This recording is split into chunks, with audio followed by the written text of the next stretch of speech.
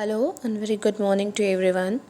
Today we'll be dealing with our second last topic, that is conservation of energy. Okay, so in conservation of energy, as the statement or as the word conservation is used, conservation means nothing to be destroyed. Nothing to be destroy. Conservation means हम उस चीज़ को बचाते हैं. तो conservation of energy का क्या मतलब है कि एनर्जी जो हमारी होगी वो कंजर्व्ड रहेगी, वो डिस्ट्रॉय या वो खर्च या वो वेस्ट नहीं होगी. Okay. So there is one statement or the law of conservation of energy which has 2 points basically. The very first point is energy cannot be created or destroyed. आप एनर्जी को ना नया बना सकते हैं ना ही आप इसको डिस्ट्रॉय कर सकते हैं. बेसिकली सिर्फ हो क्या सकता है कि it can change it's form.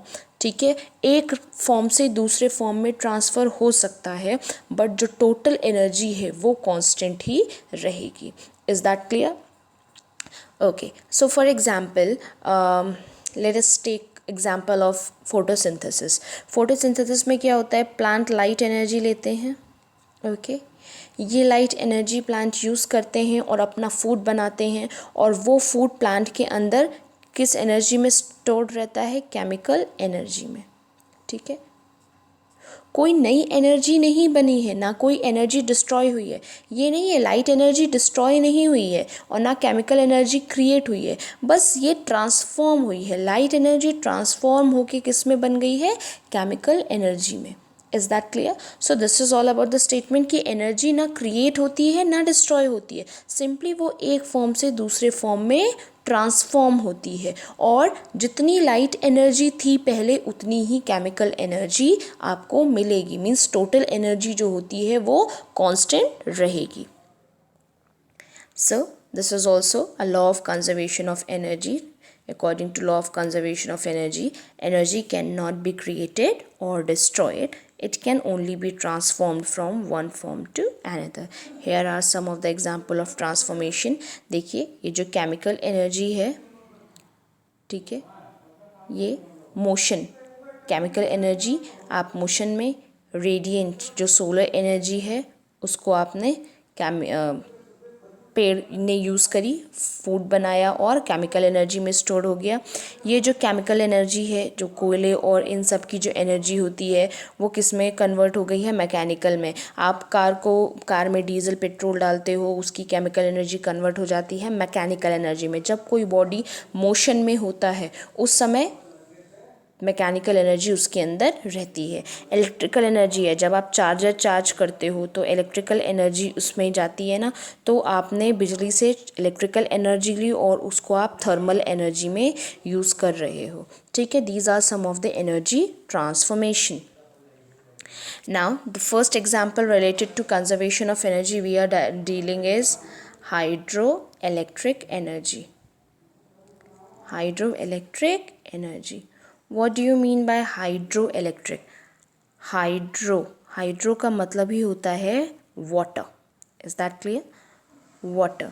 So basically hydroelectrical energy is that form of energy which we obtain from hydro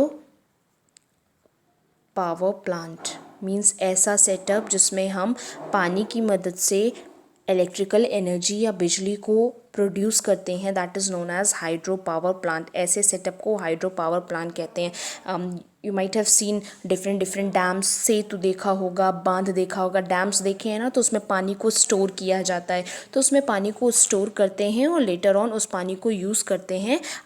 these are some of the pictures related to power plant or the dams. So in these dams the water is stored and later on these water is then used to generate electrical energy. I will explain you the whole process how this stored water is converted to electrical energy. Okay, so now let's see, this is hydropower plant. Okay, now how this water is converted into electrical energy. Now see, these dams are at the certain height. ये किसी height पे dams बने हुए हैं ना. ठीक है, अब क्या होता है, बारिश हो रही है तो बारिश क्या होगी, धीरे धीरे ये पानी इसमें फिल्ड होता जाएगा, इकट्ठा होगा.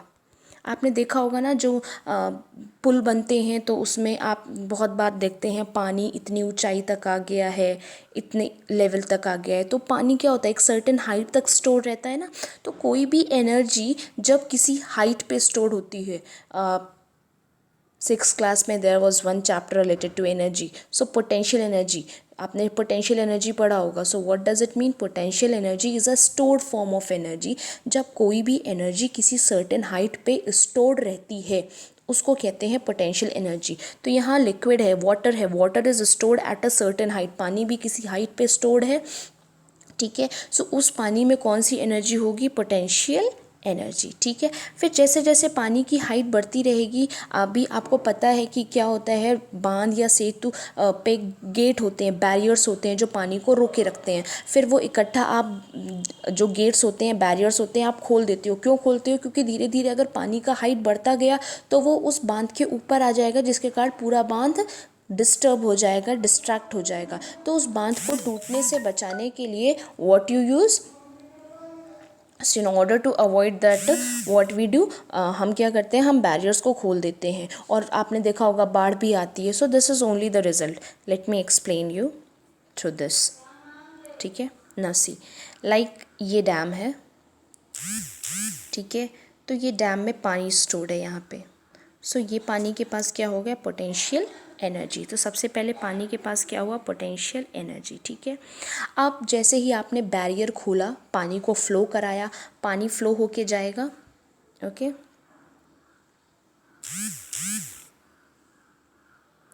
सो वाटर हैज़ स्टार्टेड फ्लोइंग। जैसे ये डैम था, इसमें आपने पानी को फ्लो करा दिया, यहाँ पे जो स्टोर्ड वाटर था इसके पास पोटेंशियल एनर्जी था। अब पानी को जब आपने फ्लो कराना स्टार्ट किया तो आपने दूसरी फॉर्म ऑफ एनर्जी पढ़ी होगी, which is possesses by a moving body. जब कोई बॉडी मूव करती है तो उससे कौन सी एनर्जी होती है? काइनेटिक एनर्जी, ठीक है। तो अब ये जो पोटेंशियल एनर्जी हो गई इसमें पानी में, that is converted into kinetic energy. जब पानी स्टोर्ड था तो उसके पास पोटेंशियल एनर्जी थी, ओके। अब जब पानी फ्लो करने लग गया, इसके पास कौन सी आ गई? Kinetic energy. नाउ डैम आपने खोल दिया और पानी फ्लो करने लग गया। अब जो डैम बने रहते हैं, जो बांध बने रहते हैं, उनके अंडरग्राउंड मतलब नीचे ही यहाँ पे सेटअप होता है टरबाइन का, जनरेटर का, ठीक है।